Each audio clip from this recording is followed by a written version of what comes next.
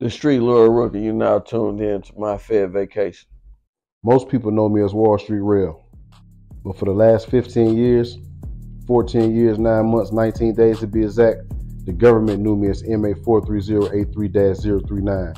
You're now tuned in to my Fed Vacation.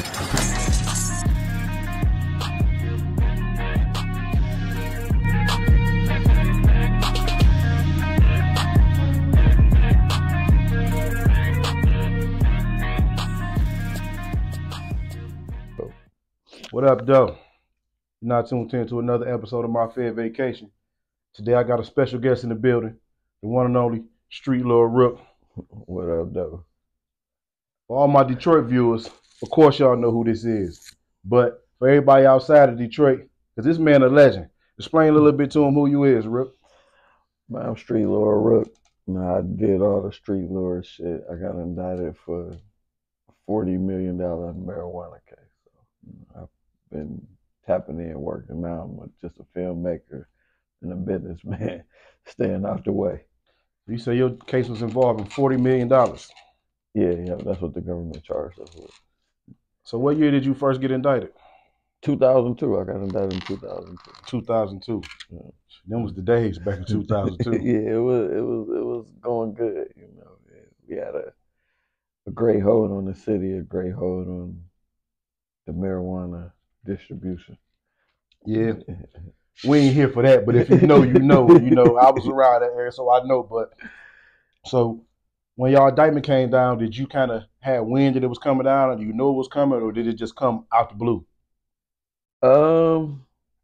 No, because I had a stepdad that was in the feds, and he kind of was telling me like, man, your name ringing in here, your name ringing all through here. You probably about to get in trouble. You need to slow it down. So yeah, I had a heads up from that standpoint where he was telling me how to handle money and who don't be trusting people and shit like that. So yeah, I had a good Was you a bit naive about it? Yeah, I didn't value it because I felt like we was just selling marijuana, and then you know the trade centers had got blew up, and you know it was big shit going on. So I never really valued the feds like that. And I say that because, like, my case, I didn't get caught with shit. You know what I'm saying? I got a conspiracy case, and I had a lawyer, a paid lawyer, and she was telling me, like, look, this was going on, this was going on. I'm like, man, I ain't get caught with shit. What the fuck? And I got 2-3 joints at the time. I'm thinking the feds want a motherfucker with 100. I ain't thinking they want me for this little shit I got. You know what I'm saying? So I was like naive to it. So when they got me, it was like, damn, they really do got me. You know what I mean? Yeah, I kind of, man, you know, we was rapping, doing all that street lord shit. I kind of was, I say I was arrogant looking back. You know what I'm saying? I was like, it's just marijuana. You know what I'm saying? So I was thinking like, what can happen? Like, oh, I'm just get a slap on the wrist.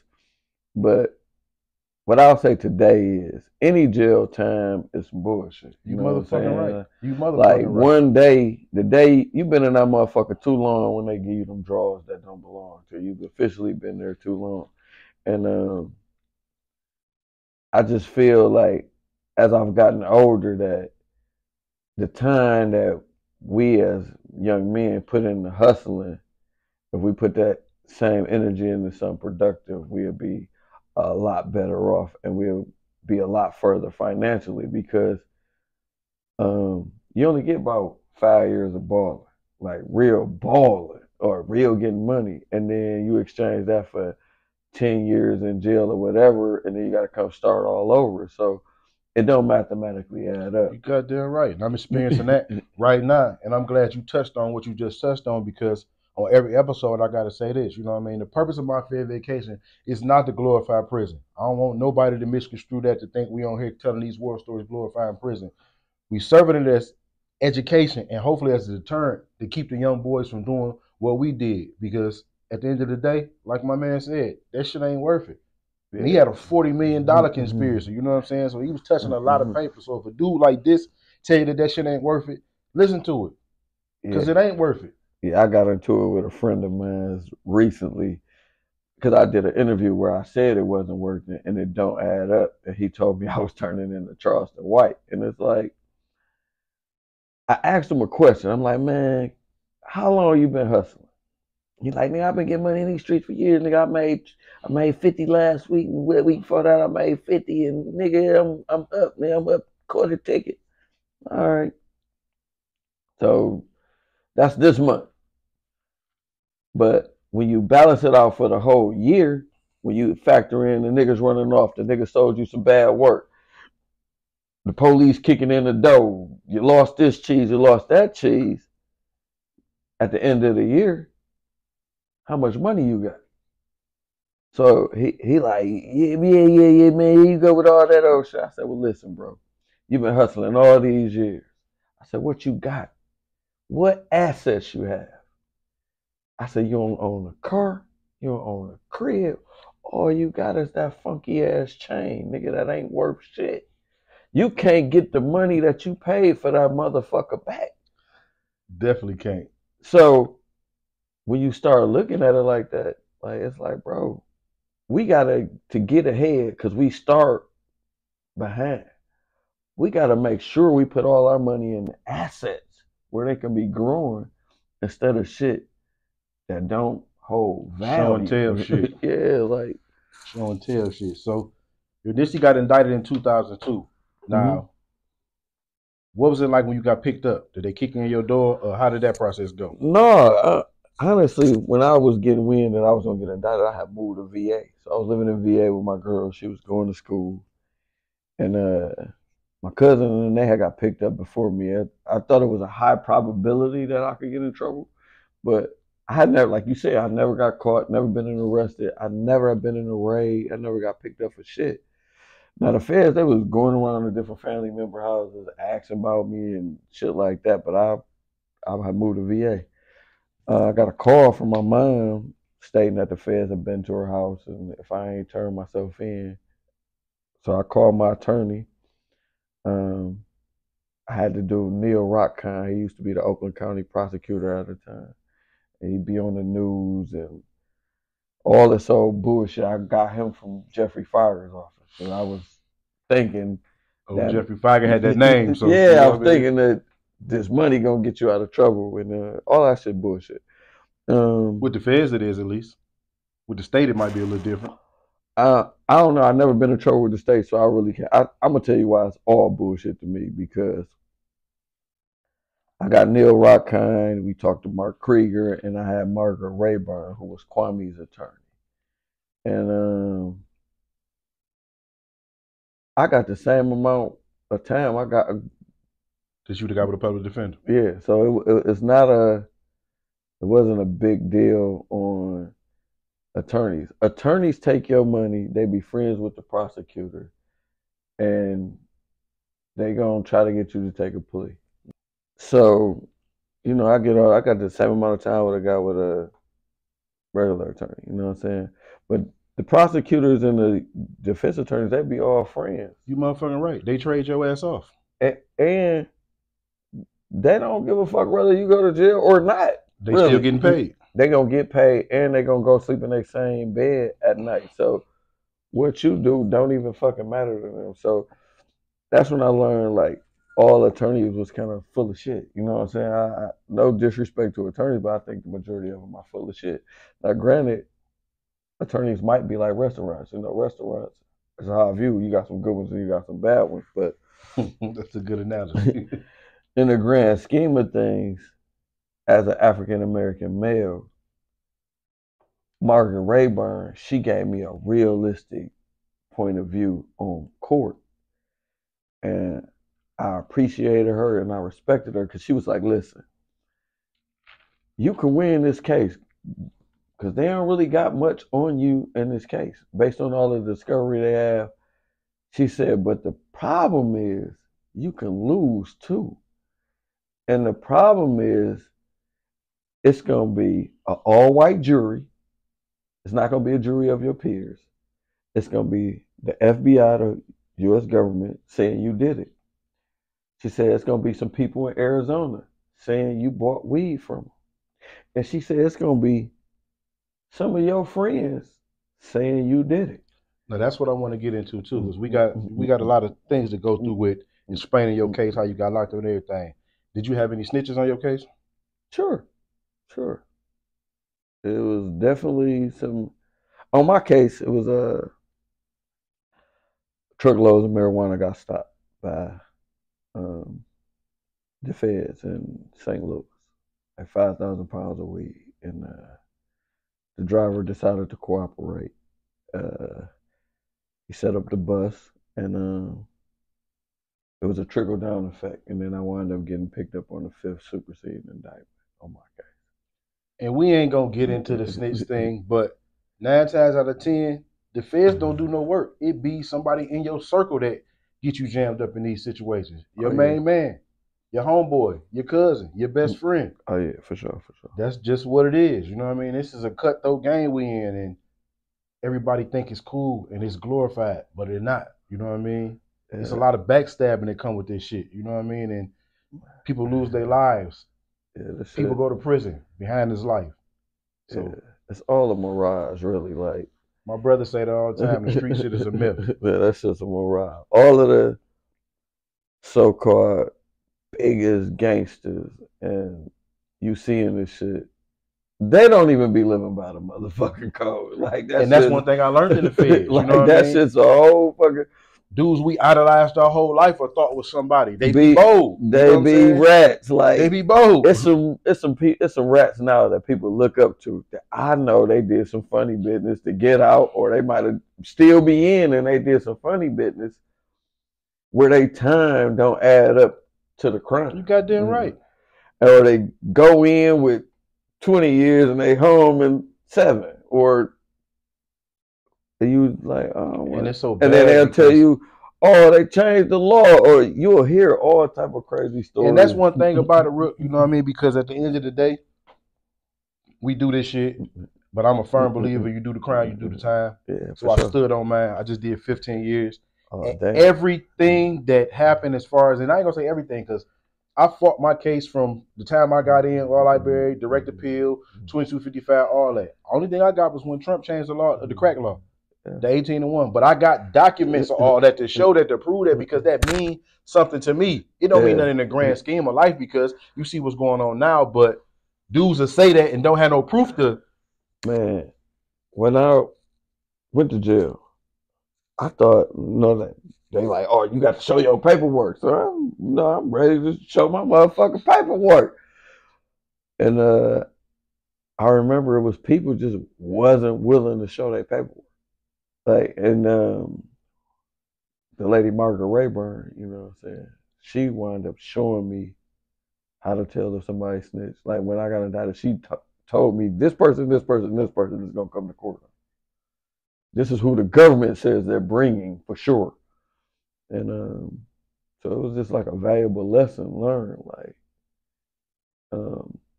one of the best lessons I learned, though, it was on sentencing day.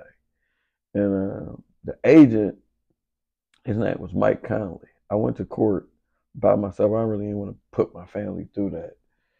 Just seeing me go to, seeing the judge. And it's crazy you say that, because, you know, my mom passed while I was in prison.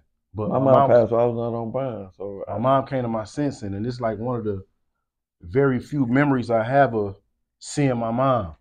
Me getting that time, the judge saying you got 262 months. Yeah. And I look back at her and she say, how much time is that? And I'm like, 22 years. And the look on her face when I said that, so if I could do it all again, I would do like you did. I would go to court by myself. Yeah, when I got indicted, me and my mother went with me and turned in, and then my mom passed away while I was out on bond. So when I went to sentencing, I was probably going through like a depressed stage, a depression about going to prison or potentially going to prison, because I ain't plead guilty to the day before trial. So because I was gonna go to trial, and that was another question I was gonna ask you: did you plead or did you go to trial? So I pled guilty. Pled guilty. But the agent, so I'm on one side of the courtroom, he on the other side of the courtroom. It's like nobody in there. And I had the best judge you can have. He recently passed. He gave everybody on our case the least amount of time you could give him. His name was Judge Avery Cohen. Avery Cohen, I'm up on Avery Cohen. He was just being in the law library. His name pops on a lot of cases. He was a beautiful human being. You know what I'm saying? He gave me as less as he could based on the case. But Mike Conley was sitting in there. He was like, man, you think I could get some of them clothes? And I just looked at him like, what? And he was like, man, he's like, I know you're probably mad at me or whatever or not. He was like, but I'm really just doing my job. He was like, man, if I was a lifeguard, I'd be trying to save as many lives as I could. He was like, unfortunately, I'm a federal agent, so I got to catch as many bad guys as I can. If you wasn't a bad guy, we would have never had this encounter. So it made me start looking more at myself than, because I used to be like, oh, fuck them whole ass snitches, niggas, them niggas shouldn't have told. And I started taking a look at me like, you know what, if you weren't doing nothing wrong, it wouldn't have been nothing for nobody to tell. And that's what I learned from that small, brief conversation with that agent. And really, I thought he was really just trying to irritate me or aggravate me. But that was the valuable lesson. Like, if you ain't doing nothing wrong, it ain't nothing for nobody to tell. You know what I'm saying? So today, I live comfortably. I know ain't nobody finna come bound my door down. Ain't nobody finna come take nothing because I've been doing everything how it's supposed to be done, you know. And I take pride in that. And I ain't did no hustle. I've been home about to be 16 years, you know. So I'm blessed in a manner of to be able to do some of the things that I'm doing. But I can tell you, coming home, this shit wasn't easy, man. This shit was hard. I was struggling. A lot of people probably don't know some of the things that I've been through to be able to obtain and get to where I am today. But I can tell you, when I came home, it wasn't all peaches and creams. It wasn't, excuse me, abundance of money to just do everything that I wanted to do. I've been taking it one day at a time, steadily grinding to get to where I'm trying to go. It ain't no overnight success. And see, for me, that's the beauty of having this conversation with a guy like you, because you've been in my shoes. Yeah. You've been where I'm trying to go. And me, I'm only out, it ain't even been 5 months yet. And everything ain't been peaches and cream. Man, I know. I can tell you, just look at it like this, bro. This probably gonna be the best analogy that I can give you or any individual who's been to prison. At the height of your balling, it took you years to get there. From when you started hustling, whether you started with an ounce, a half ounce, a quarter ounce, or whatever, you started at $200, and it took you a few years to get to them kilos, or maybe it took you 5 or 10 years. I don't know. For every individual, it's different. But it took years to get your shit together to be that large drug dealer. Well, when you come home, it takes years to get your shit together to be the successful man and make it in society and not do nothing wrong. Now, granted, you can go do some bullshit and get your shit back together quick. But it's some bullshit that comes with that. Man, I got a cousin who got 20 years. We came home probably 30 days apart. He got 20 years. He came home and we was on different paths, and some unfortunate stuff happened where he was able to get 20 years in prison. So I think I know who you're talking about, but the fox ain't really worth the chase, because granted, the time that they give you, it don't mathematically add up. You have made more money working at McDonald's staying free than when you factor the time in. Like, and that's one thing I deal with that every day, Rook. You know what I'm saying? And it's like, I think I'm pretty much grounded, but at the same time, coming from having to basically not having is hard. But I know the end game. Yeah. I know where I'm trying to get in life, and I know what I'm not willing to do. I know I ain't gonna never tell nobody. Yeah, and I know I ain't willing to do no 20 more years again. Hey, so I got to stay on the straight and narrow. You know what I mean? This is what it is for me. This is my fair vacation, worldwide. Everything I'm trying to do, I'm gonna stay down until I come up on this. The same as you said, nothing happened overnight in the game. So it's not gonna happen overnight legit. Hey, listen. I remember being in the Howard house. And on Wednesdays we used to have group. And there was a guy named Mr. Nolan. And I come to the halfway house. Now we was making millions of dollars before going to prison. And Mr. Nolan was like, Reed, what's wrong with you? I was like, man, I'm struggling today. And I was struggling because I was debating on the start back hustle. And the debate was because I had enough money. My daughter wanted a Game Boy. I had enough money to buy the Game Boy. And Game Boy might have been $140, $150. But I couldn't afford that motherfucker. So I was struggling with that. I didn't buy her the Game Boy. I didn't start hustling.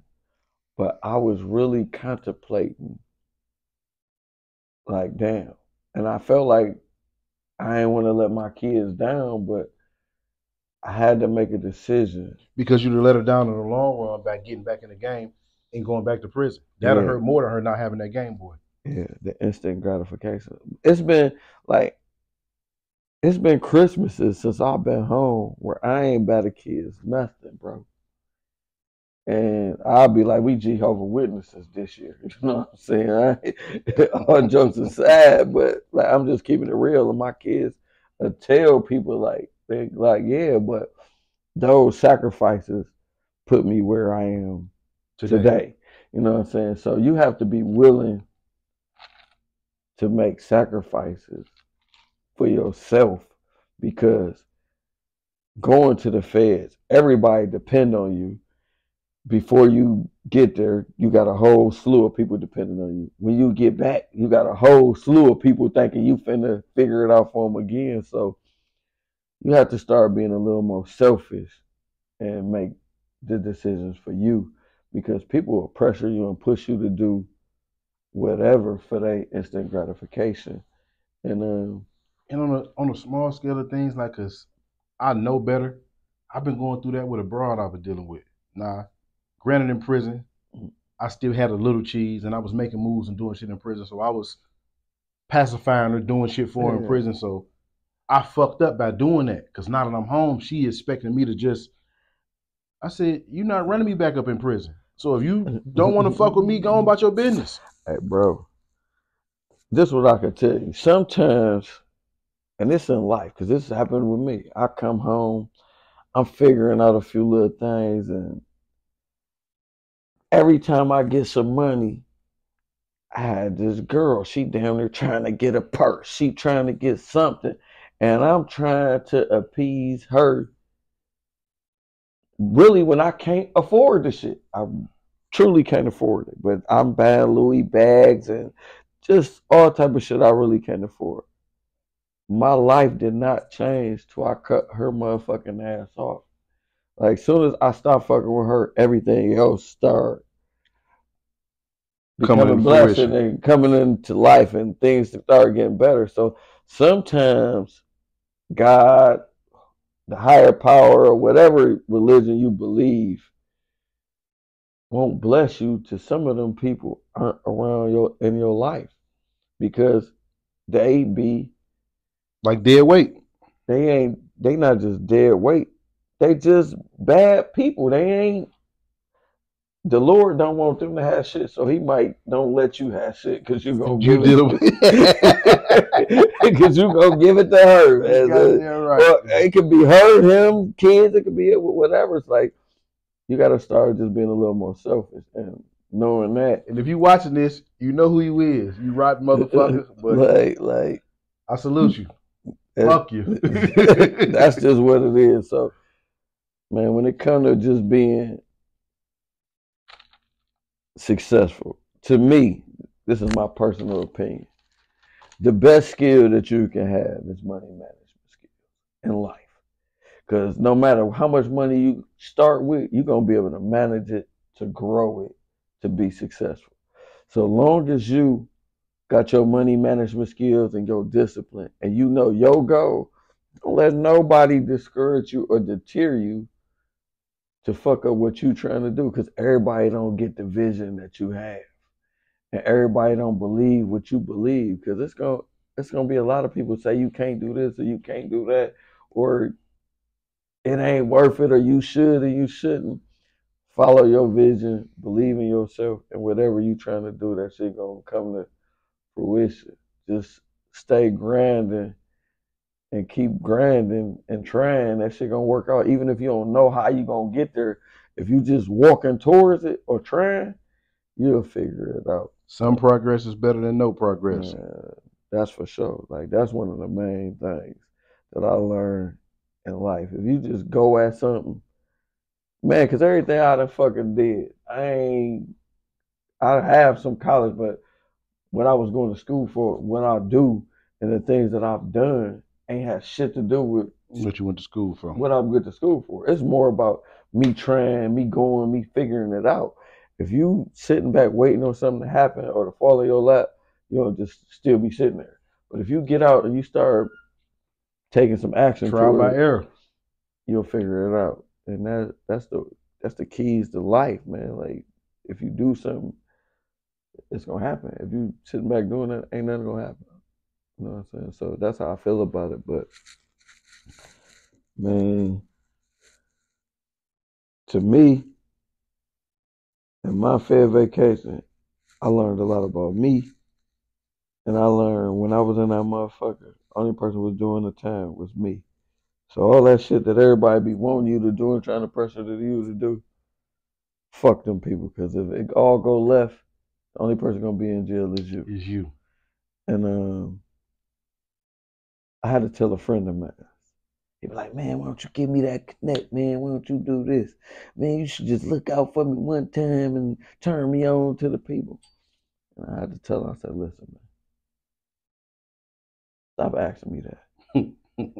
Because if I go get fucked up, you ain't got enough money to bond me out. If you had some money to bond me out, you wouldn't be asking me to do this goofy shit. And if you really give a fuck about me, you wouldn't be asking me to do this goofy shit either. People don't be caring about you. People care about what you can do for them, man. And when you know that about relationships, you just gotta deal with people accordingly. Play hard accordingly. Yeah, and stay focused on what you want, because at the end of the day, happiness is about your happiness. You know what I'm saying? Everybody else, making everybody else happy, you can do some shit for people all day long. And the minute you ask them to do something for you, they can't do it. And that's something else I learned during my fair vacation, that coming home, I'm not gonna sacrifice my happiness for nobody else's. You better not. And the blessing I had is my children are grown, because that's a sacrifice I'm willing to take for my children.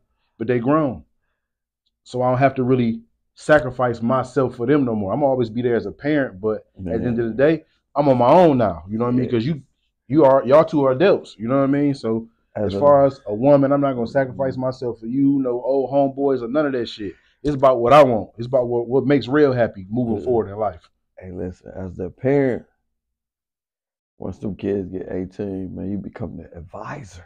I give you this advice, and you can use it however you want to. You know what I'm saying?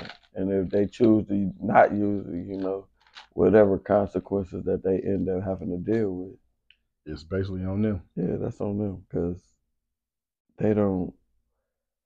people don't value your freedom like you value your freedom, because they don't even care. Like, it's about what they want, when they want it. And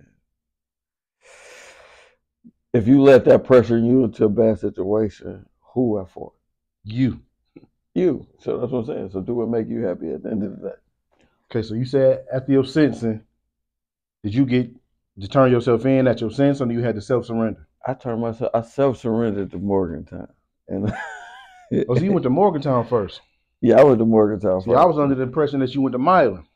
No, I never made it to Milan. Oh, see, that's a big misconception. I thought you did your time at Milan. Hell no. I started off I kind of did my time backwards. Like, I self-surrendered to Morgantown. Then I got charged with continuing running a crime organization from jail. And then they shipped me I was on diesel therapy. I was in the hole for like 9 months. Then I ended up at Petersburg. And I was there for about another year or so. Then they shipped me to Lexington. Then I was there. See, okay, so you got some shit to get into, because I was under I was misinformed. You know what I'm saying? I thought I you ain't did do no your time time at at Milan and did your whole bit at Milan. So Hell no. you turned yourself into Morgantown. That is correct. Okay, so Benedict is my fair vacation, and you know, like I say, we all come from this life, so that shit behind the wall was a totally different experience. So your first day at Morgantown, how was that for you? Man, my first day at Morgantown, it was like when I got there, it was a nigga from Baltimore named Chicken. He worked in R&D. So when I turned in, the nigga was like, "Is you Rook or is you Bill?" And I'm looking like, "I'm Rook. How the fuck you know my name?" That was the first thing. He's like, "Oh nigga, everybody know y'all coming today. It's finna be a big party. It's gonna be big boy cook-ups." Like, what the fuck is a cook-up? He like, "Yeah, your homie want me to see you right now. Your homie Double R." So we leave at R&D. He take me to the kitchen. And it was my man Perm. But he called the nigga Double R. I called the nigga Perm. Perm like, "Whatever you need, nigga, I go to the store today." I ain't never been to the jail, feds, none of that. I mean, I done been to jail, but it'd be like, I'm in that bitch. And you out there? I'm out that bitch. It's like, so Perm, he go get me a bunch of shit. Then I go, he like, "Nigga, whatever size pants you wear, tell them 2 sizes bigger," because I was on my way through R&D to get my uniforms and that shit. So I go in there and shit. It was a gay motherfucker, and that motherfucker named Duff. It was a man with some titties. So I'm in that motherfucker looking like, what the fuck is going on? What the fuck I done got myself into? They're like, "What size you wear?" And I'm like, 36. And I'm skinny as a motherfucker. They look at me like, "Nigga, you don't wear no 36. I'm like, "Nigga, I wear 36. Who the fuck you think you talking to?" He got me some 36s. And later that night, they had a big boy cook-up party with roll-ups, beef stick, pizza, just all type of shit. And I ain't eat none of that shit. I was in that bitch like, "No, I don't want none of this shit." And my homeboy Perry was cracking a joke like, "Yeah, nigga, 2 weeks you gonna be eating all that Fucking that shit up. You gonna be eating all that shit in 2 weeks." So that was the first day, you know what I'm saying? When I touched down, man, when I got to Morgantown, I ain't appreciate that motherfucker. Like, it was the camp. I was complaining. And really, it was a beautiful place. You know what I'm saying? I was complaining because... And I think that's all of us with our first spot, because that's how it was with me for Milan. I'm complaining like a motherfucker. I hate this place, this, that, and the third, woo, woo. And I ended up getting fucked up and sent to a medium from a low. Okay. And once I got to the medium, I got to FCI McKean, I'm like, damn, I fucked up. Elkton was sweet, you know what I'm saying? Elkton was sweet, you know what I mean? Yeah, I was in the hole for like, man, that shit was ended like 9 months straight because I had the cell phone. And this turned out to be a more beautiful interview than I thought, because on my way over here, I was thinking, you know, because I just like to go with the flow, because I've been through the feds, so it's not like I have to write no questions down, because it's natural shit that we both been through. Yeah, but I was wondering, you never forget that shit. Never. Now I forgot it in the terms of me moving forward with my life, but this is shit that you'll never forget. And I was in there 15 years, so it's impossible for me to forget. I still got my Fed ID in my wallet right now. You don't want to do that, man. Man, I ain't gonna even bullshit. You don't want to do that. Like, I still got my shit here. I carry this motherfucker around, nigga. Oh man, you see that motherfucker? I still carry that motherfucker around. This is a reminder. You goddamn right. Of what I've been through and what I ain't going back to. Yeah, so I keep that reminder with me. You know what I mean? But I was the first person in the feds to have a cell phone shot be charged as a 100 series shot. I was the first motherfucker that they. And that, listen, I got 3 of the motherfuckers, 3 108s. But so back then, because you know, like I say, you came home in 2008. I went in 2008. Yeah. So back when you was in, they wasn't even charging you a 100 series shot for a cell phone? No, it was a 200 series shot. I got 2 100 series shots. I had the use of a hazardous tool and continue the crime organization shots in that motherfucker one. And I never got caught with a cell phone, none of that shit, in jail, and they just booked me. I did 9 months in the hole. I took some good days, took the phone for a year. Man, I was more crushed. They took my visit for 6 months. They took my phone for a year. I was crushed when they took that motherfucking phone. Man, look, I got jammed up though. I'm mad or low. Me and my homeboy got a phone. I leave and go to the camp. Now you know at the camp, like I was having my way. I'm fucking going to the room, man. I'm at the camp having a ball. They called me one day, Wilkins, come to the front. What the fuck? What the fuck they want? So I had just left and was at the room all weekend. So the dude that let me out the gate, he gets scared. Like, bro, they might got us on camera. Well, man, I ain't really tripping because I'm like, man, what the fuck they want? So they like, come here. So the dude that let me out the gate, he go to the front. He come back like, bro, they about to put you in the hole. They got the handcuffs up there. So I'm like, for what? So long story short, they locked me up, take me to the low because ain't no shoe at the camp. So they take me to the low. I'm like, man, what the fuck is this for? They like, man, this ain't got nothing to do with us. This shot come from FCI Loretto. I'm like, what? So he read me the shot. They found the phone at Loretto and sent it to the FBI lab and not even my numbers because we was smart enough not to call numbers on our phone list on the phone, but they could tell whoever been on Facebook, Instagram on the phone. So that's how I got fucked up at the camp. That's my first phone shot. Yeah, damn. See, they ain't even. Facebook was just down there when I was in the feds. Facebook wasn't even popping like that, so it wasn't like you would be taking a Facebook picture or none of that type of shit. And how I got fucked up, man, and nobody told my girl she purchased a phone with a credit card, and they researched the credit card and see with a motherfucking phone. Oh, ain't that a bitch? Yeah, it was like, so the dude who was bringing the phone in, I got a phone. I didn't get caught with my phone. They get caught with getting some more niggas some phones because we damn near hustling in jail with the creatine, fat burners, and then they got caught with the shit. And he didn't even tell me. He kept it cool. His last name was Lee, but he kept it 100. And so since he had paid with a receipt, it traced the receipt. And out of the 1,500 people at the prison, only person visiting list she was on was yours. So they charged me with continuing running the crime organization.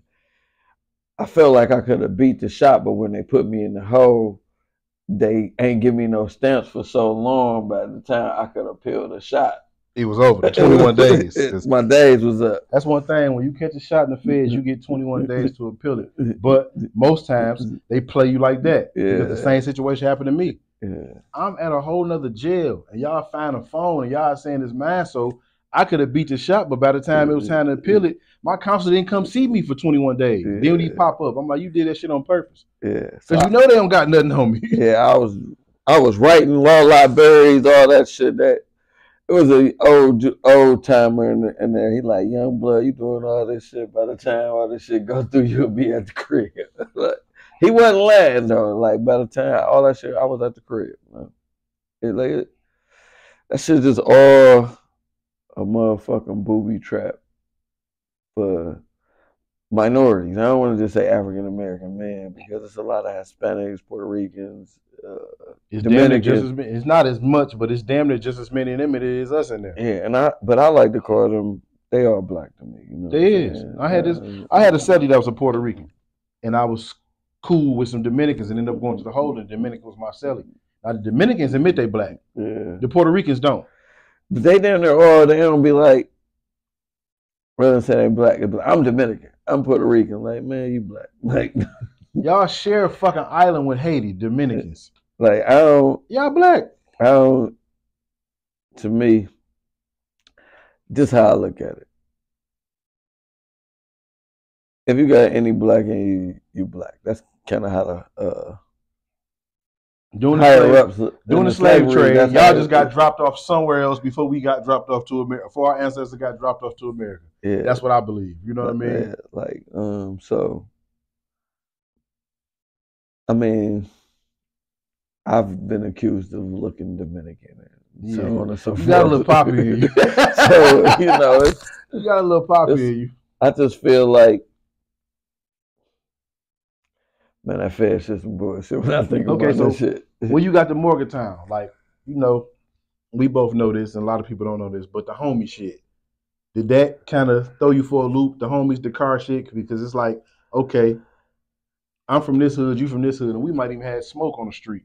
But now we in here, we got to ride together. I'm responsible for you. You're responsible for me. How did that play on you when you got in there? It was cool. It was like I ain't really give a fuck. You know what I'm saying? Because it's like I fuck with everybody. I never been just on Detroit town. Like I only could talk to Detroit niggas. Like I still got some niggas right now to the day, 16 years later, that I fuck with that I met in Morgantown. And that was another question I wanted to ask you, and I don't want to get off topic, but and like I said, this was something I was thinking about over here on my way here because I got this perception of you so cool, like you know what I mean. I'm like, let me ask this man that.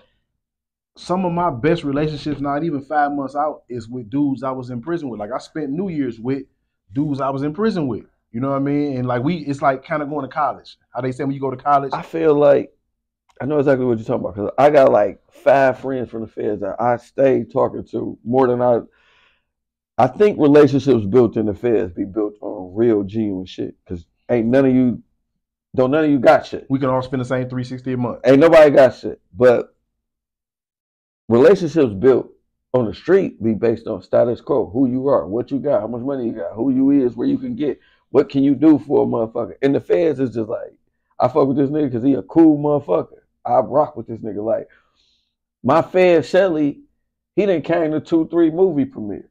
You know what I'm saying? Like, that's my man. He from Pittsburgh. I fuck with him. I fuck with like 5-6 dudes still from the feds that we've established great relationships. They good, genuine guys. You know, they happy for me. I'm happy for them. A couple of them been back in. One of them, like one of my main men, the guy I'm talking about. He came home. We talked. We had congratulate each other every year because we walked out on the same day. He wound up catching a gun case and went back. But he back home. He been home 10 years now. He got his workout gym. You know what I'm saying? He's a super workout guy. Great stand-up guy. You know what I'm saying? Doing this thing, man. Clay Moorfield in Pittsburgh. That's my motherfucking guy. There's quite a few of them. Like, I fuck with my man Junior. I fuck with my man Soup from New York. My man Shot from New York. My guy Clyde. Man, I learned to trade the stock market in the joint, bro. I made hella bands. Legit. Me and my man. And I learned a little bit of it from a DC dude in the joint. And I made some money in the joint doing it. So I can't wait till I get situated out here before I can pursue that because my brother did time in the feds and that's all the fuck he do right now. I told him, come up to the studio with me to do this interview with Rook. He in front of that computer. Trade. That's what he do. Me and my man Clyde, man, I'm talking about from cover calls to Bitcoin. Like, we've done numbers in the financial markets, in trading, Bitcoin, stocks, day trading, everything, financial trading, forex trading. We've done numbers. I got some shit I'm gonna be announcing in the next couple of weeks of what I got going on that I haven't really talked about, but I'm gonna be talking about it in the next couple of weeks. I'm gonna be doing probably a press release on it. But, okay, so how long did you end up staying at Morgantown? I was at Morgantown about a year before they kicked me out that motherfucker. Okay, so I got to ask you this because if you read my vacation, the book, you already know how I was giving it up. It just is what it is, you know. I know Morgantown don't got a gate around it. I was at Ashland camp. Ashland got a gate around it, but it was a way for us to get out the gate. Yeah, Morgantown, they say it was, all right. I enjoyed my stay at Morgantown looking back after having to go to other places. Petersburg, Oklahoma, Atlanta. Morgantown was nice. What I didn't like about Morgantown is Morgantown was, it was petty. Like, it was a lot of petty shit. It was a lot of playful guys. It was just not really my cup of tea. It didn't have a gate, and that's how I know you're able to get shit from the outside world. Yeah, you're able to maneuver. Was y'all able to actually leave and go to the room and get some pussy? You can do all of that at Morgantown. You can leave and go get some pussy. I mean, it was like, because for me, it was like a college campus. That shit was mind blowing. To leave this motherfucker and go to the room and it was like, what the fuck? Yeah, this ain't jail. Yeah. And I was 11 years in my bit before I made it to the camp. Oh yeah. So yeah, you probably appreciated it way more than me. Where I got to Morgantown, I ain't appreciate it because that's my first stop. And then when I got shipped and I'm in the hold and I'm on Con Air and all of this shit, like damn, this some bullshit. But personally, I like the Petersburg jail better than fucking Morgantown. Petersburg, rumor has it, I've never been to Petersburg, but rumor has it Petersburg is like an all-black staff. That shit was ran by black people. So I like Petersburg. That motherfucker have going down, you hustling, you getting money, you trapping. And like Morgantown, they down there had curfew. They want to cut the TV off. It's just at Petersburg, you can do whatever you want all night, motherfucking long. And that shit was like, yeah, as long as you just make it back to your room for count time, they ain't give a fuck. That's how Forest City was. Forest City in Arkansas, and it was all black, and that's all they gave a fuck about. They don't give a fuck about nothing but not fucking up that count. Yeah, as long as you make it back for count. So I enjoyed that the most. Like, you ain't have to have a job. They ain't give a fuck about nothing. So I would have rather been at Petersburg. You know what I'm saying? I like Petersburg. So that's where you went after you left Morgantown? Yeah, and then I left Petersburg and I went to the drug program in Lexington. Okay, we're going to get into Lexington, but I got to bring this up because you brought it up and you mentioned it. And a lot of dudes that been in the feds, you know, we all go through Oklahoma. Some of us been through Canaan, but a lot of motherfuckers ain't experienced Atlanta. I was in the hall for Atlanta for about 4 months, man. It was like 5 men to a cell. Atlanta terrible, bro. They don't give a fuck in Atlanta. Man, my man died in that motherfucker. He had an asthma attack and died in that motherfucker. Oh, you might have heard of the dude, Magic. Yeah. Brandy baby daddy. Yeah, he died in that motherfucker 2 doors down. We used to be swapping magazines and shit. Yeah, that shit was fucked up. Because, you know, niggas always bamming on his tail and bullshitting and bamming, so the police down there don't be coming. They had a little button you could press that probably don't even fucking work. They don't even got them buttons in Atlanta no more.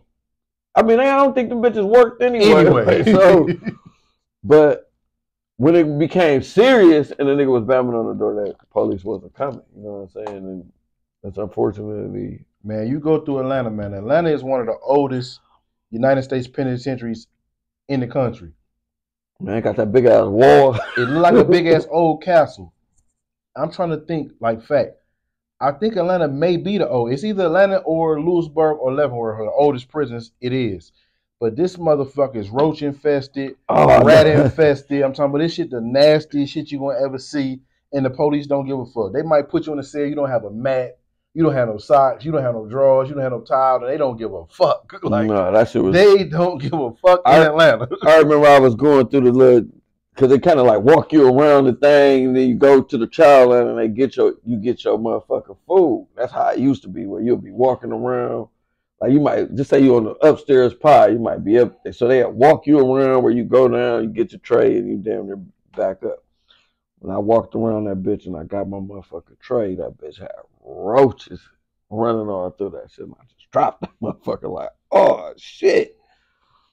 And I've been to Atlanta several times. Like I went to Atlanta right before I come home, like a year before I come home, and it was like night and day to how it used to be. They didn't try to clean the motherfucker because actually the pen is a low now. So they didn't try to clean that motherfucker up a little bit. But that Atlanta experience a motherfucker, ain't it? They still put you in them little cages because I was on 23 and 1 when I was in that bitch. You be in that motherfucker because I was just doing that through transit. You know what I mean? Yeah. So after a while, I used to be like, man, I don't want to go out for my little fuck. I'm not leaving one cage to go get in another cage like I'm some type of puppy or something. Like, fuck out of here with this shit, man. You just walk the dog to one cage, and then it ain't like you can see shit. You can just look up and see the sky, but you can see some. Like, man, I'm not in no motherfucking dog. Man, again, man, that shit is a myth, man. The feds is some shit, man. And then I heard you say this on another interview, like. Because you was in the early 2000s. So, of course, you did see other shit that I didn't see because I would say I came into the last of the real feds. Now, I still experienced some mafia bosses, and I actually was in a unit with the drug lord Fabio Ochoa. But now the county, it's like like you say, a United States County Jail. Man, that shit is the United States County Jail, man. Like, you got niggas that's, and I used to be like this, okay, the homie time shit. We explain the homie time shit, but you know, when the bus come, most jails, motherfuckers be looking for their homies to come in. But I don't be like niggas with blue shoes. I'm gonna watch you and see how you is, how you move first, because you could be where I'm from, but I might not fuck with you. You know what I'm saying? But it was amazing to me that I was in, and this was like the end of my bid. I've been in 10, 12 years, and you niggas come in with blue shoes on. Y'all can't even take care of yourself. Y'all asking for a soup and all this shit. I got more money and more motion than y'all. Y'all just come off the street. Like, damn. Man. It was always this perception of the feds that the feds was for big boys, but that shit I thought that shit was for bosses. That shit is for that shit crackheads and bums. Like, I remember the guy, he was damn near supposed to be a homeboy.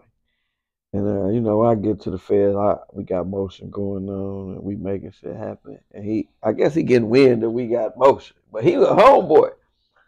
And he like, man, you need to cut me in and cut it out. Like, fuck you talking to, nigga? Fuck you think you talking to? You cut out, nigga. What the fuck you like, bro? Don't let this shit fool you.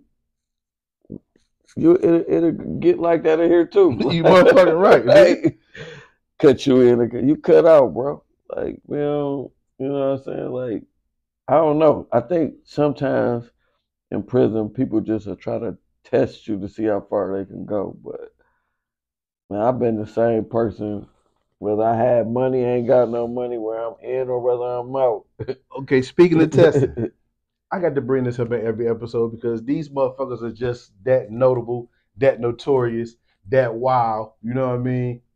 Did you have any run-in with any DC cats while you was in the joint? I got into it with a DC cat about basketball, man. You know, cause I'd be busting niggas' ass in that motherfucker. So, at Morgantown, I got into it with a nigga named Lil Head, and we didn't get to fighting. Lil Head, what Lil Head look like?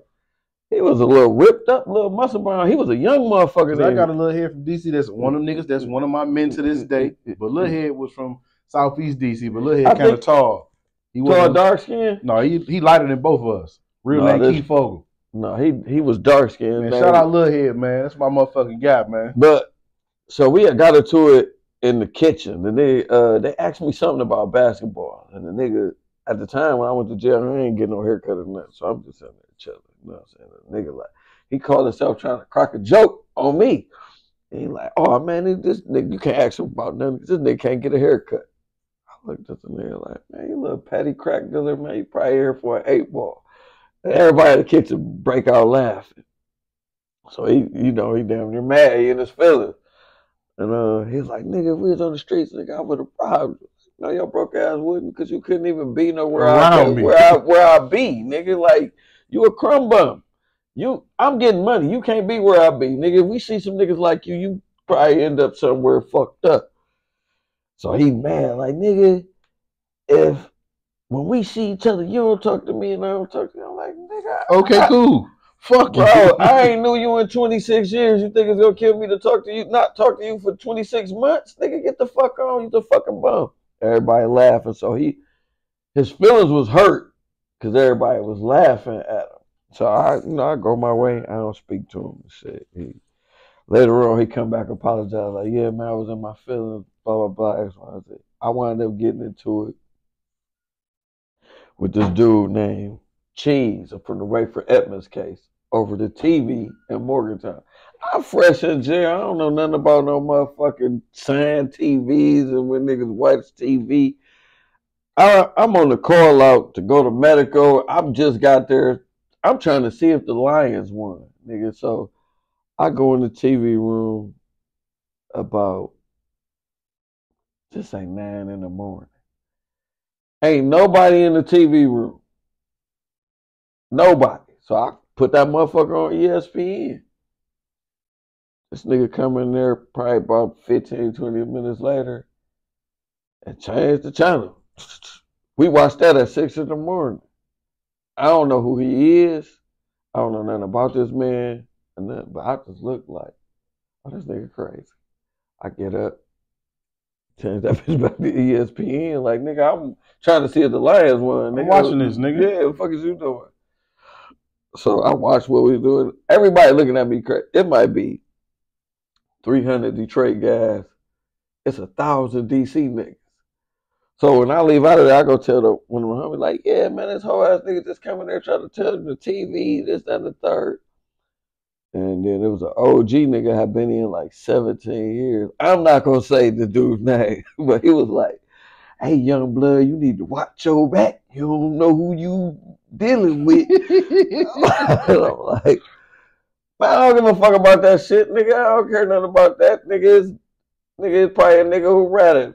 Granted, I don't know if he told her or not still to this day because I never cared. And boom. And so the OG nigga like, all right, you young bro, crazy, man, this, that, and the third. So then the next day, I guess he found out who my mom and my stepdad is. He just happened to know him from the street. So he come out like, you such and such. I'm like, yeah. He's like, no wonder you crazy. You come from crazy motherfucker. I'm like, okay, well, whatever. But the OG nigga who changed the channel from DC, me and him, we never talked. And then I wound up coaching basketball like 35 and up. And he played, but he used to be a nigga made pass. And I never bought no pass from him. But later on, he wound up being like, yeah, man, my bad. I like how you carry yourself, that incident we had. You know what I'm saying? I was like, oh, man, I appreciate that. But, nigga, I'm going to be respectful. I respect who respect me. And that's a motherfucker. Like, a nigga would do that, and I hate that shit. You know what I mean? And that's some crazy shit that we be in there, and the smallest things, such as a TV, motherfuckers get killed over. Niggas done got killed over the TV, but they be having assigned seat. But it's about respect, though. You know what I'm saying? Don't disrespect me like this. And I got a situation with one of my homies, and you know, at certain jails, Michigan, Ohio is Midwest car. You know what I mean? So we up on the East Coast. We're at Allenwood, and we don't got no TV. What do you mean? Baltimore, DC got a TV. Dominicans got a TV. Mexicans got a TV. Puerto Ricans got a TV. New York niggas got a TV. Philly niggas got a TV. White boys got 2 TVs, but the Midwest don't got no TV. So, you know, at one point in time, they thought I was labeled as the troublemaker, but it's just I wasn't going for nothing. So I'm like, we ain't got no TV. Fuck that. There's only 6 of us. 3 Michigan dudes, 3 Ohio dudes, but I ain't going for it. We ain't got no TV. Fuck that. White boys got 2 TVs. One of these TVs ours. So long story short, we got the TV room now. Bam. Y'all call me old man or whatever. I was caught up in Young and the Restless. Niggas have them shows where they can see the road. Caught up in Young and the Restless. So I watch the Young and the Restless every day. And, you know, it got to the point within the homies that real think this his TV. Nah, it ain't my TV, but I got a show I watch. In the nighttime, y'all watch whatever y'all want to watch. I don't give a fuck. Let me watch Young and the Restless. Get the fuck out y'all way. So I'm in there watching Young and the Restless. I'm doing me. One little young homie from Dayton coming there. And he's always, man, you old man, you watch this old shit, whatever, nigga. So, commercial come on. I go to the bathroom. I come back, he done turned the channel. Hey, what you doing, man? Come on, man. So I turn it back to what I'm watching, and man, your old hoe ass. Man, he said that, man. I'm trying to let it go. He said, your old hoe ass, he leave out the TV room. I'm still watching this shit, so it's bothering me, though. Like, man, this nigga done. So when the commercial come on, I go down there. Minute, man, I had to beat my little homie up. You know what I mean? And that's my man to this day.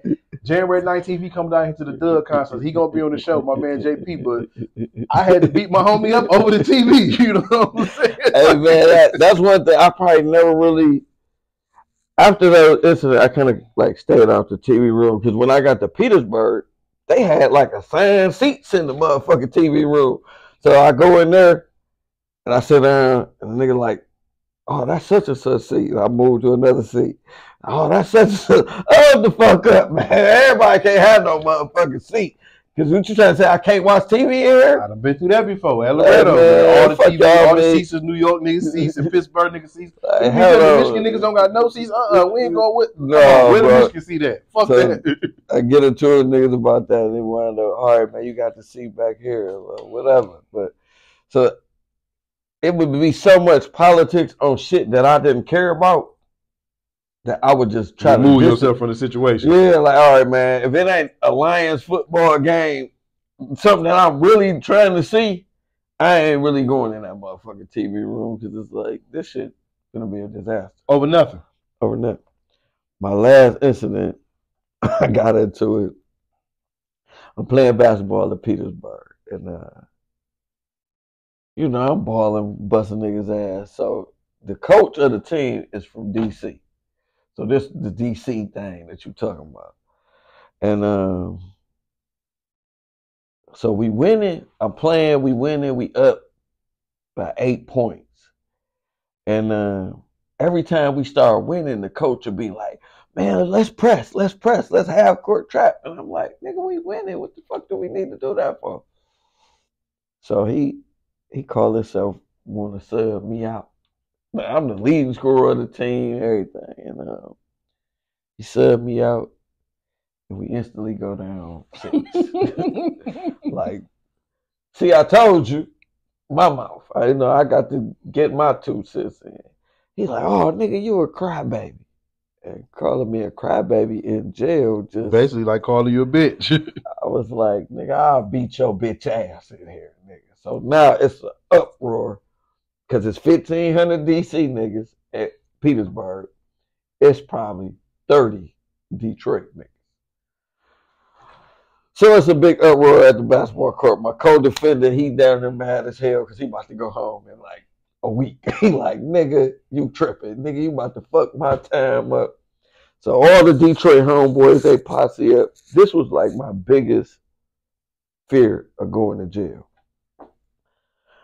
was me having to kill somebody. Because I ain't going to let nobody kill me. You motherfucking right. So after this big commotion, the OG homie had been in like 17 years. Like, "Don't let them niggas rock you to sleep. Don't let them niggas rock you to sleep." So they done got all these knives and shanks. Like, it's finna go down. Now, my whole thing is like, damn, how the fuck you get yourself in this goofy ass shit? Over something so small. Over some goofy shit. Like, you niggas ready. I definitely, I got me a shank, you know what I'm saying? Because I ain't finna let no nigga run up on me thinking it's sweet.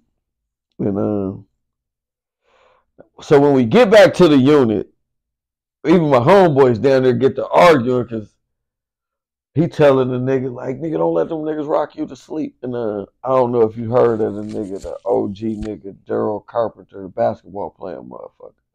He was in my unit, and him and my other OG homeboy have been jailing together for probably 15 years. And he tell him, "Hey, man, better not let nothing happen to my young nephew up in that motherfucker." And then, so we ready. We ain't thinking about Daryl, because Daryl from Virginia and the other nigga from DC. But it's 5 Detroit niggas in this unit. It might be 200, 300 Virginia DC niggas. So the nigga come to me in the unit like, "Yeah, man, I want to apologize to you, nigga. I was wrong, disrespectful, blah, blah, blah. But if you ain't got no beef, I ain't got no beef. And it's just squash. We going to leave it at that. I still want you to come play on the team because we got a chance to win the championship and all that shit." And it was like, "All right, whatever, whatnot." But the next day, my OG homeboy, he come get me. Like, "Man, we need to walk the track." And he talked to me about Blade, and he say, "Look, man, you leave that motherfucking basketball court alone, man. Your temper too bad." Man, me personally, bro, I never done it. Like, I never played basketball. I never was good at sports in life anyway, and that's kind of how I ended up selling drugs. All my friends was playing basketball, so y'all good at that. I'm going to get some money. But I never even attempted to play sports in jail because I see that create the most problems. So he like, "Man, you don't play basketball no more unless you play with the homies." He like, "Man, I want to show you something." So we walk the track, and after we walk the track, we go to the law library. And he was like, "Nigga, you got a second chance, nigga. You could go home, nigga. Don't you in here blow that shit over the stupid shit." He was like, "Nigga, I'm getting a second chance, nigga. I had life, man. My case got overturned, nigga. I'm finna go home. Niggas don't even know I'm going home. I don't even tell niggas." I was like, "Okay." He was like, "Let me show you something." So he showed me this newspaper article of a Detroit homeboy that got into it on the basketball court, stabbed and killed the nigga, and was forced to spend the rest of his life in prison. So that was like an epiphany for me. I seen that with a DC dude. Had 7 years. Got into it with a dude in the basketball court, killed him. Ended up getting life in jail. So that was an epiphany for me because that was my biggest fear. So when I left that motherfucker, I'm like, man, I ain't finna be playing no motherfucking basketball. Motherfucker, right? Fuck that shit. Even though when I went to Lexington, I played before I got in the drug program, and once I got in the drug program, it was over with for that shit. Man, I'm going home, man. I ain't gonna be injured. I ain't gonna be fucked up. Hey, just know you get fucked up in that motherfucker. Stay in that they try to keep you till you heal. So I went to Lexington and I played a little bit, but then as I got in the drug program, it was time to go home. Hey, bro, I'm just going home, brother. I ain't doing none of this sports shit, none of this shit. I'm out of here. So after you went from Morgantown, you went to Lexington, and that's where you ended up finishing. I went to Morgantown, to Petersburg. Then after you left Petersburg, you went to Lexington. Yeah. And that's where you ended up finishing your bid at Lexington. Yeah, I came home from Lexington. So you did the drug program. I did the drug program. And that took what, 18 months off your sentence? No, I didn't get the full 18 months. I probably only got off like 100-something days because I had the 100 series shot, and I did all the time in the hole, so they fucked up my drug program where I couldn't get the full 18 months off. But to be honest, the motherfucker, it was like a psychology course. It was a valuable course. It was with valuable information. I learned a lot. I still use some of that shit today. And I say that myself too, because I took the trauma class. I couldn't get the drug program. Well, I ain't gonna say I couldn't get the drug program, but I didn't get the year off. So I actually was in the drug program twice and checked out because I didn't get the year off. But the trauma class, it left me with shit that I realized every day in life now moving forward. So a lot of dudes that took the drug program say the same thing that you took. Hey man, that shit was valuable information, bro. I use that shit still to this day. I'm teaching you how to read people. And it was like a psychology course. Like that shit was dope. You know what I'm saying? Granted, basically what it is, a psychology course. Granted, that motherfucker was petty. It was petty as hell, but I was in that motherfucker on my homeboy to say I was Black Power because I ain't really like the rules. I really wasn't, because they down there, it was like, excuse me, they had this group called the Corps that was like, they down there was like the police of the drug program. And a lot of them niggas was full of shit, Uncle Tom ass, Jeffro ass niggas. They was just, and I ain't like the shit. So in the drug program, you ain't supposed to gamble, you ain't supposed to steal, you supposed to be getting ready. You supposed to have more than one woman. You ain't supposed to be doing no slick shit or no. I really was never doing slick shit because it never really added up. Like I ain't stealing because I can't tell my kids, Daddy got to do extra 27 days because he got caught stealing the onions and bell peppers. Or you know what I'm saying? A lot of shit was kind of beneath me. Like I ain't gonna be doing that type of shit. That shit was stupid. So it was like this racist incident had happened because they in the drug program they'll set you back 3 months or they'll fuck you over. So they had set these guys back. So it was 2 white guys that had some racist remarks. Now they had set some black people back where they couldn't get the program. They was kicking niggas out. They was doing all type of bullshit. I experienced it all. I just didn't get the year off, so I checked out. So it was an incident where a white dude called another white dude a nigga, and they ain't kick him out the program. So I'm like, man. So in group they like bring it up where you gotta tell the person about itself. So in the group, I was just like, man, that's some bullshit. Like even in this program here, they still fuck over the niggas, the black people. The blacks, yeah. So after that, they kind of had it out for me. So they hit my locker, and back then you couldn't have over $20 worth of stamps. You couldn't have 4 books, 3 books of stamps. It was 4 books of stamps or whatever, and you wasn't supposed to have no naked magazines or nothing with alcohol or any of this shit in there. So I happened to have a smooth calendar. I had $13 worth of stamps, but they was loose stamps. And I had this paper where with all these different cities on it. So they tried to charge me and say that was a gambling ticket because it had all these different cities on it. They said I had the smooth calendar where I had some naked magazines where it got liquor and girls in it. And then they said I was gambling because I had the loose stamps. So they want to bring me up. Now when they bring me up, everybody in the community know I don't do no bullshit. So nobody want to kind of tell me about myself. You know what I'm saying? The pull up. Yeah, they don't want to do the pull up on me because I ain't really did shit. Niggas know I don't gamble. Niggas know I ain't gonna do no stupid shit. So the lady, she was one of the group DTSs. Yeah, the DTSs. So the lady was like, so what? Mr. Reed got everybody in the community scared of him. Nobody wants to pull him up. So it's this country dude from South Carolina. He just get up and go hard on me like, yeah, I know you be gambling, you this, you that. Man, I was so furious. I told I got my fist balled up because I want to check him. And cause I really don't gamble. I ain't never gambled nothing in this jail my whole bed. I don't gamble. I don't really do none of this shit. And so they was like, so he said what he said. So my homeboy, my man Pitt, he was like, man, I was at another prison with Mr. Reed. He was a core nigga. I used to tell him like, nigga, you changed, nigga, you an Uncle Tom ass nigga. And he gave me the game. He was like, Rook, you over here with this black power shit. Nigga, get your ass up out of here.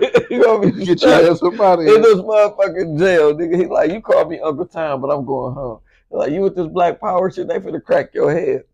So he get up and speak on my behalf. Like, yeah, I was at another prison with, cause we had came from Petersburg there. He's like, I ain't never seen him gamble. He won't gamble. He's serious about his business, this, that, and the third. So boom. Now, when it get to you, you supposed to speak and say what you about to say. So I get up there, I say, listen, y'all talk about all of these triggers.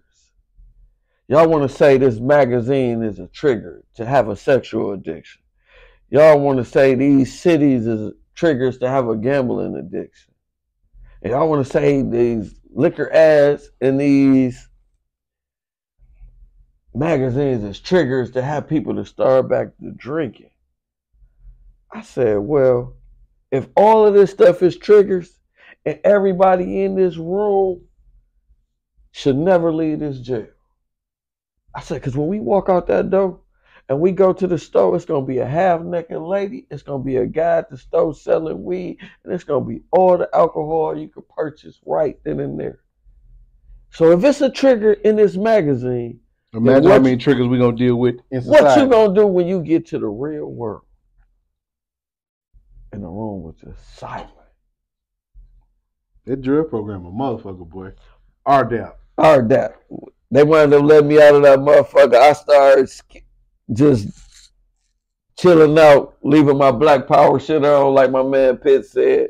I came home and I still graduated RDAP, and then you was released, or did you have to wait after you graduated? I was released probably about 5 days after I got that motherfucker. I went to the halfway house. I caught the bus out that motherfucker from Lexington to the crib. I went to the Monica house. It was Miss Estes was there, and just I can't think of KD's auntie. She was one of the people who worked there. I wound up, my cousin had me a job. I got a job. I was in and out that motherfucker. I've been doing this straight. So look, I'm going to tell y'all this. So I ain't do drugs. I never been a drug abuser. So a lot of the RDAP program, I really didn't agree with. That's probably why I was kind of bucking everything, bucking the system, because I knew I was in that bitch lying to get the time off. Because my attorney, Margaret Rayburn, told me what I had to do to get in the program. So I'm telling them I smoke a half an ounce of weed a day. I drink a fifth of liquor. When I get to the Monica house, it was the white guy who ran the Monica house was like, hey, man, I don't know why they never caught this, but ain't no motherfucking way that you drunk a fifth of liquor every day. You too little. You ain't do this. He was like, so is you lying? I was like, look, man, I ain't do no drugs. I said this shit to get my time off. I never used drugs in my fucking life. I said, but if you want, I was like, I'm only getting off 106 days. I said, but if you want to send me back for my 106 days, come on with it. Come on with it. I've been to jail. I ain't afraid to go back. Boom. He said, you know what? I ain't never had a problem out of you. As long as I don't have no problem out of you, I ain't gonna never send you back. After that, I had my job. I was just paying my money every week. And I made it through that shit, and I ain't looked back since I got out that motherfucker. I used to go to my group, and like I said, I was struggling. Like, Anybody who get out of jail, nigga, it's pressure to make some shit happen. My advice to you is take that shit one day at a time, just like you was doing in jail. Keep building every day on whatever the fuck it is you working on. Keep building out your plan. Keep working your plan. Don't never let nobody pressuring you into doing no bullshit. And whatever the fuck you trying to do, that shit gonna happen because you a hustler. You already proven it. You wouldn't have never even been in this situation if you wasn't a hustler. Just keep grinding, keeping your iron to the motherfucking fire. Eventually that bitch gonna get hot. It's gonna be your turn again, and keep doing your motherfucking thing. Just so how long did you end up doing altogether? 4 years. 4 years. And how long you been home now? Man, it'd be 16 motherfucking years. Man, I congratulate you on that, bro. Oh, motherfucker. 16 years, no hiccups, man. February 26th, it'd be like, that's inspiration for me, man. Years. This man been home 16 years, man, doing the right thing, man. Yeah, it'd be 16 years. Before we go, man, give them a little bit of what you got going on now, man. Shit, right now, I'm a filmmaker. I'm a filmmaker. I still do music sometimes. You know, I got songs with everybody from Babyface Ray, Pretty Bread, Sada Baby, Payroll. That's a whole bunch of people I've worked with right now. And your film company called Cheddar Boy Films, right? Cheddar Boy Films. We got. So y'all don't be surprised if My Fair Vacation, the movie, end up coming out on Cheddar Boy Films. You know what I'm saying? Yeah. You know, this is the start of some talks right here. You know what I mean? We gonna make something happen. You know what I mean? We definitely can make something happen. You know, I did the movie One More Flip. I did Cheddar Boys. I did Off the Porch. I did 5 Minutes and Outside, and they all great movies with positive messages. You know what I'm saying? Because that's my goal, to steer people in the right direction. You know, I probably steered a whole bunch of people in the wrong direction. So now I'm trying to all about righting our wrongs. Help people be mindful of their decision making so they can be better decision makers and go further in life than that short-sighted shit with the drugs or whatever. Breaking the laws that you're doing, if you put that same energy in doing something productive, you can go a lot further. So that's my goal today, you know. Like I say, man, you definitely an inspiration, man, for me, and hopefully to a lot of other brothers in my situation, just getting out, trying to stay on the straight and narrow, trying to do the right thing, trying to get in the film industry, still trying to do the music shit, because at the end of the day, I'm going to keep it all the way 100 with you. I got indicted for kind of, to a certain extent, emulating y'all. Yeah. Y'all left a big influence on the whole city of Detroit. You know what I mean? So we was trying to be the street lords. You know what I'm saying? And that's my thing today. Like, I know I deter a lot of people the wrong way. So I'm trying to deter people in a positive direction or to do right, because you're going to be older way longer than you're going to be younger. So you got to take care of business. So later in life, you be straight, because don't nobody want to be the 50-year-old nigga in the jailhouse or the 70-year-old nigga getting out of jail that's going to have to still try to do some more motherfucking hustling. So let's correct this shit now, build while we can, build something great, you know what I'm saying, and teach the next person how to come up and help as many people as you can, because you get out what you put in, you know what I'm saying? Find some mentors or mentor somebody to do something productive, because everybody had good and bad days in this shit. I still have bad days, you know. I still go through shit. No matter what's going on, I still have thoughts of hustling. Probably like a recovering addict, you know. They probably still want to get out. I still want to go do a flip, you know what I'm saying? Because I know the instant gratification of, oh, I could do this right quick and I could make this real fast. And I could do this and make this happen. Yeah, but I also know that shit could go wrong and I could end up back in jail, or somebody could tell. And it ain't worth it. And that shit don't mathematically add up. So I said all that to say this: you get out what you put in, and that's everything in life. No shortcuts. If you don't take the shortcut, the shit gonna work itself out. It might take some time. Just because it's delayed don't mean it's gonna be denied. Just keep grinding and the shit gonna happen. Guarantee. Man, so I gotta, once again, man, thank you for coming through, man. Blessing me with a dope interview, man. But in closing, I got to ask you this, man, because this means a lot to me. I'm a Detroiter. I rep this shit to the fullest. You know, when you're in the feds, you get a different love from where you from, because the feds so geographical, man. And you know, being from Detroit, man, Blade means so much to a lot of us. You know what I mean? I got an actual tattoo of Blade on my stomach. You know what I Man, mean? that's love. That's But crazy. you was locked up when Blade passed, weren't you? Yeah, me and Blake had a conversation that at like 2 something in the morning, right before he passed. Yeah. I was So like, how did that affect you being inside when Blade passed? I mean, probably was a blessing in disguise, to be honest. Because had I been home, I probably would have been on tip or doing some wild, crazy shit. So it was a blessing that I wasn't home when Blake passed. Like, where I was able to sit there and I was able to think nothing I would do would bring Blade back. You know what I'm saying? And granted, I've been in a position since I've been home.